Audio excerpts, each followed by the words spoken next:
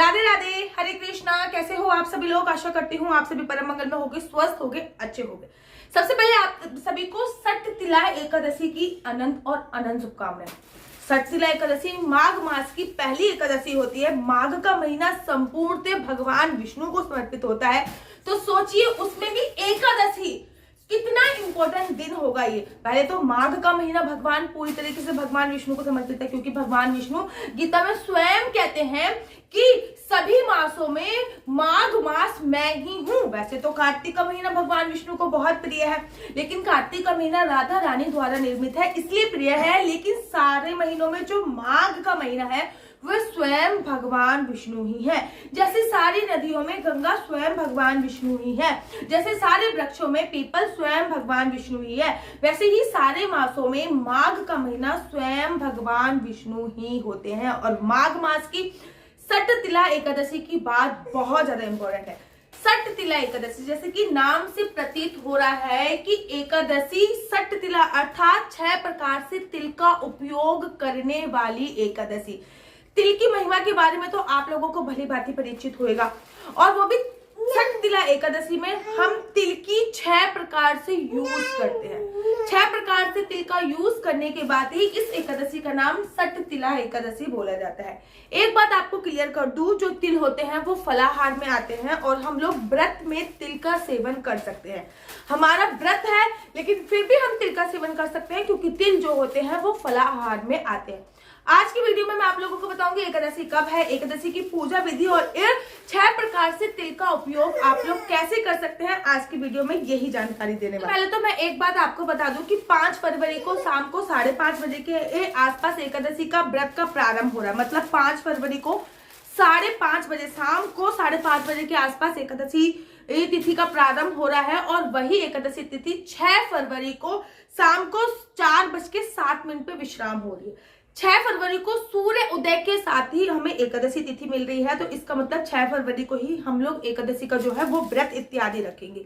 बाकी बिहार जी के मंदिर में 6 फरवरी को व्रत है, इस्कॉन टेम्पल में भी 6 फरवरी को व्रत है, वृंदावन में 6 फरवरी को व्रत है, गौड़ी संप्रदाय में 6 फरवरी को व्रत है, खाटू श्याम में 6 फरवरी को व्रत है, राधा माधव के मंदिर में 6 फरवरी को व्रत है। अर्थात पूरे जो भी लोग भगवान श्री कृष्ण जी को समर्पित है, पूरे भारत वर्ष में 6 फरवरी को ही सट तिला एकादशी का उपवास रखा जाएगा और 7 तारीख को व्रत का पारायण होगा। व्रत के पारायण का समय भी मैं आप लोगों को बताती हूँ कि मैं सारी चीजें लिख के रखती हूँ। व्रत का पारायण बुधवार को होगा, मंगलवार को 6 फरवरी को व्रत है, और व्रत का जो पारायण होगा वो 7 फरवरी बुधवार को होएगा।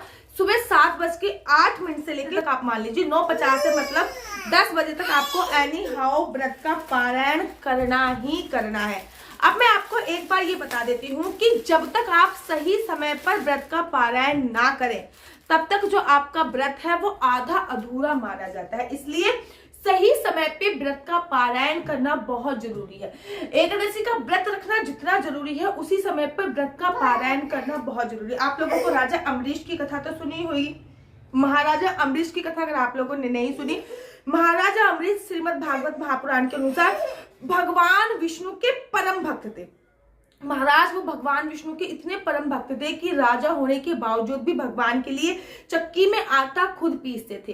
राजा होने के बावजूद भी भगवान के लिए दूध स्वयं काटते थे। राजा होने के बावजूद भी भगवान के लिए वस्त्र इत्यादि स्वयं सिलते थे।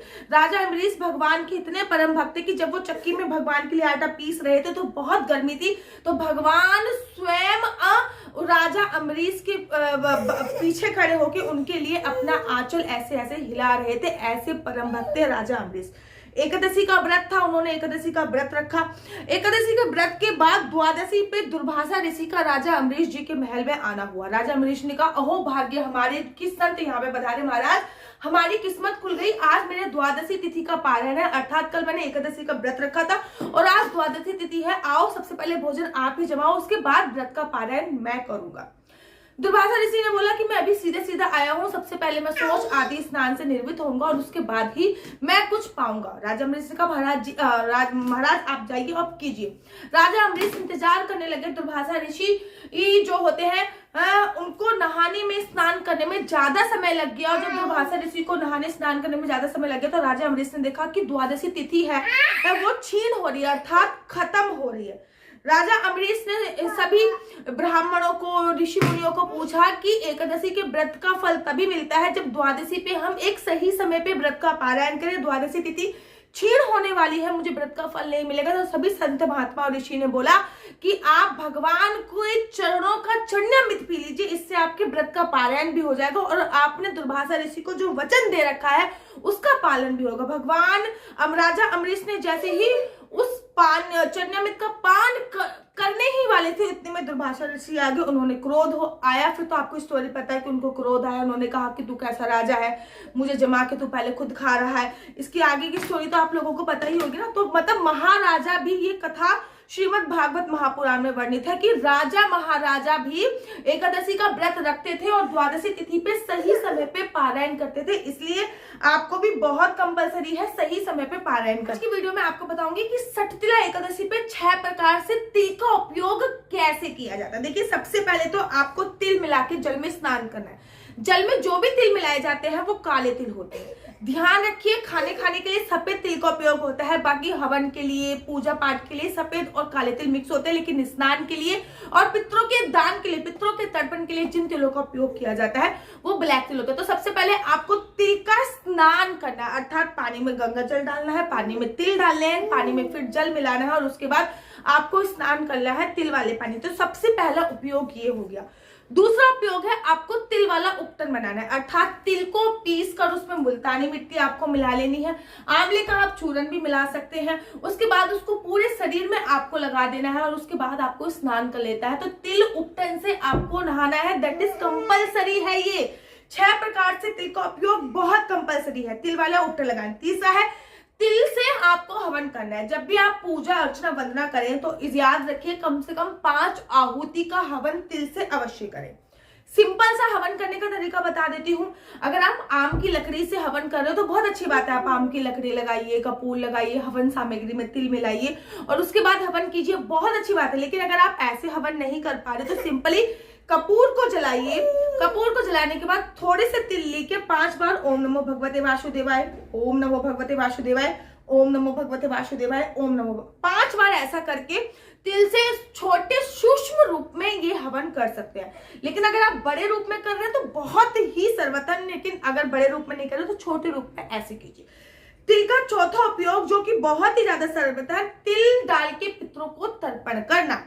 आपको तिल डाल के पितरों को तर्पण करना है, अर्थात पितरों को जल समर्पित आपको करना है। पूजा वगैरह करने के बाद पितरों का जो टाइम होता है ना वो 12 बजे से 2 बजे तक होता है। कहीं आप पूजा 7 बजे कर रहे हो, पितरों को आपने जाके समर्पित कर दिया, ऐसा नहीं होता। पितरों का समय होता है 12 से 2। तो आपको अपने पितरों को जल समर्पित करना है, उस जल में काले तिल डालने हैं, दक्षिण दिशा की तरफ खड़े होकर वो जल समर्पित करना है। तो पितरों को तर्पण करना बहुत ज्यादा कंपलसरी है और ये तिल का चौथा उपयोग है। तिल को दान करना, सठतिला एकादशी में तिल का जितना दान कर सकते हैं आप तिल को दान कर सकते हैं, तिल कुटियां दान कर सकते हैं, ठीक है ना, और तिल की गज्जक दान कर सकते हैं, तिल के लड्डू दान कर सकते हैं। जितने भी प्रकार से आप तिल का दान कर सकते हैं वो आपको करना है। छठा और मोस्ट इंपोर्टेंट, तिल की चीजों का सेवन करना और तिल को जल में डालकर वो पानी पीना। मैं हमेशा पूरे माघ के महीने में ही ये करती हूँ कि लड्डू गोपाल को जो भी दूध समर्पित करती हूँ उसमें तिल डालती हूँ, ठीक है। आप जो भी जल पी रहे हैं उसमें तिल डाल के उसका सेवन कीजिए या फिर तिल के लड्डू बना लीजिए वो खाइए, अर्थात किसी भी प्रकार से तिल का सेवन कीजिए। दीदी हम तिल की पूजा अर्चना वंदना कर रहे हैं, क्या तिल का सेवन कर सकते हैं? डेफिनेटली कर सकते हैं। तो इस प्रकार से आप इन 6 प्रकार से तिलों का यूज इस दिन जरूर करेंगे। द्वादशी वाले दिन भी आप सबसे पहले तिल की चीज दान करोगे और उसके बाद ही आप भोजन प्रसाद पाओगे, अर्थात अपने व्रत का पारायण करोगे। आशा करती हूँ आपको मेरी वीडियो अच्छी लगती होगी। अगर आपको मेरी वीडियो अच्छी लगती है तो आप अपना यूट्यूब चैनल हरि बोल को लाइक शेयर सब्सक्राइब करना बिल्कुल भी मत भूलिए। तब तक के लिए मुझे दीजिए इजाजत। राधे राधे, हरे कृष्णा, हरि बोल।